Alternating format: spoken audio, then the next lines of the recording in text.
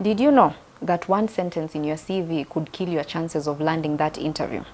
That is the topic we'll be handling today. There's this one sentence that's always recurring in almost each and every CV.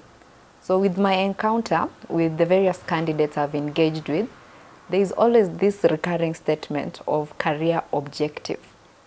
A lot of people will always incorporate it, but this is usually the complete wrong approach.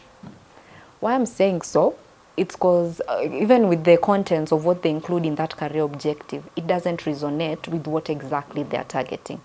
And when we look at objective more, it's talking of the intent, what you intend to do. So this will apply if you are already in the interview stage. But then again here, we're just in the CV to get you to the interview stage. So you can't be talking about something that will be featured in an interview setting.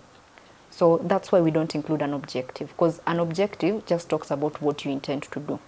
So instead, we include a career profile summary. So it's called a career profile. Some rate as career profile summary. So the essence of this profile, why we include a career profile, it's because recruiters want to know the now. What are you bringing on board that will set you apart from other applicants?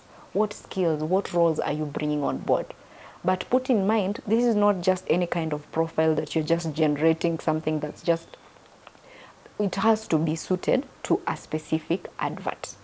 That intro itself has to correlate with the advert. It's not just any kind of profile where you're just indicating, oh, these are the skills I've acquired through the years, these are my roles. It has to be in line with that advert.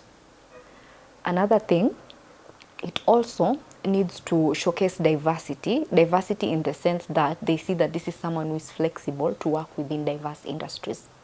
Because there are instances where an advert will indicate we're looking for someone who can fit into a multicultural context. So already when they read the intro, it's just geared towards one industry. The person has already communicated that they're just comfortable working within that specific industry. So as a recruiter, when I'm reading through, I'll not be convinced. I'll feel as though this person might not be up to the challenge if I place them in a different industry, still handling the same role. So the career profile, many people tend to overlook it, but this is usually what foreshadows whether that recruiter will go to the other sections of the CV or not. Because if it's not enticing, there is no way they'll waste time going through the other sections. And for recruiters, they take approximately 6 to 7 seconds to look through that CV. And they already have that advert. So when it goes to the CV, they're just pinpointing the relevant information. And how you start your work gives a portrayal of the kind of person you are profession-wise. Because it will be able to show this recruiter, am I dealing with an expert? Am I dealing with a beginner? Am I dealing with someone mid-level? They get to know that. So that's why we always include a career profile.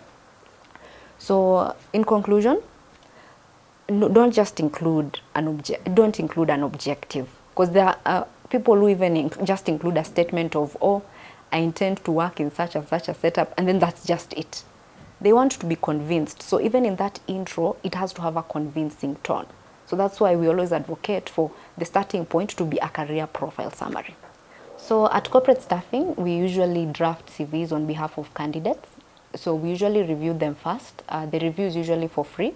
The write-up is what is usually at a charge. So I would highly recommend that people share the CVs so that we get to look into them. Because having that third eye get to look into your CV, we get to see things that you couldn't have noticed at a glance.